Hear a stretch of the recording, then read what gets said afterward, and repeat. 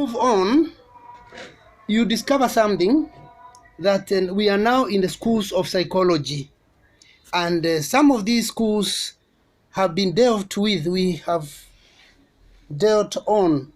They have been dealt on in one or the other, in another unit. But here we are focusing purely on psychology, and psychology is very, very important, as we all know, because it affects our lives. Now, looking at these schools there, you can see on your screen the structuralists, the functionalists, the psychoanalysts, the behaviorists, the gestaltists. You can see ours here is just to highlight a little and move on. Of course, you have to do it on your own, because ours is just to introduce and move on.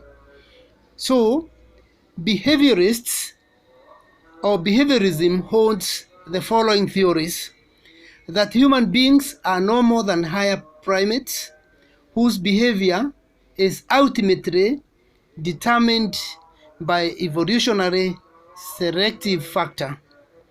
Number two, that complex higher psychological process can be explained by multiple combinations of simple reflexes or conditioned responses. Number three, that the exclusive immediate determinants of behavior are its environmental antecedents and consequences, that is the conditioning history. The fourth and the last one is that human behavior is amenable to study using paradigms similar to those employed in natural science. So you can see now the key proponent is J.B. Watson, who lived between 1878 to 1958, and he had that the so-called radical behaviorist position way back in 1913, when he started writing on behaviorism. It's a school of psychology.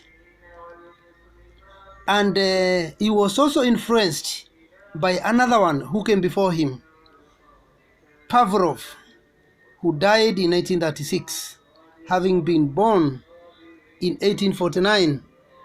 And the influence he got is on classical conditioning of appetitive and aversive responses in animals. Now, the behaviorist transferred his techniques of studying animal behavior to the study of human behavior. Now, going to the other school is a functionalist.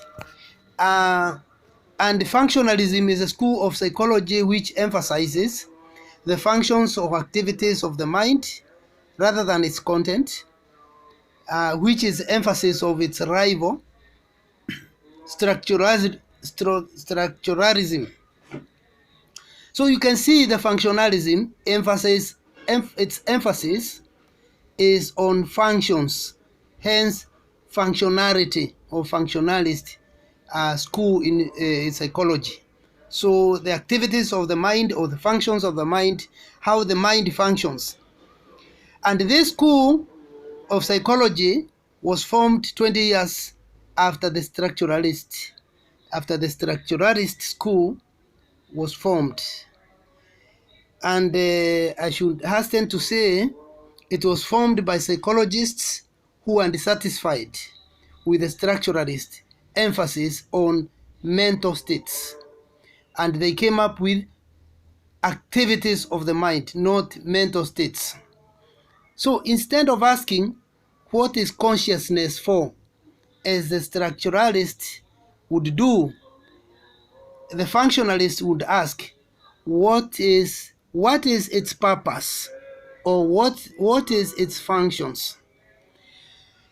And because they wanted to study the way that individual used mental experiences in adjusting to the environmental or to the environment, they were called functionalists. The leaders in this group were people like William James and James Engel. Naturally, they tended to concentrate their attention on the learning process. The third group is the structuralists. This school is contrasted with functionalism, and just as we have noted earlier, and it is closely associated with William Woodit. It emphasizes the contents of the mind as it appears. It appeals, not appears, but appeals to introspection and the mental framework or structure that contains these contents. In 1879, William Woodit, a German physiologist, founded the school, and in his early studies, he investigated sensations and imagery. Woodit and his followers, or people who followed the structuralist school of psychology, claimed that complex mental experiences were really structures built up from simple mental states, much as chemical compounds are built up from chemical elements. The structuralists held that a psychologist should explore the structure of consciousness and evolve the law of its formation. The fourth school of psychology, Gestatists,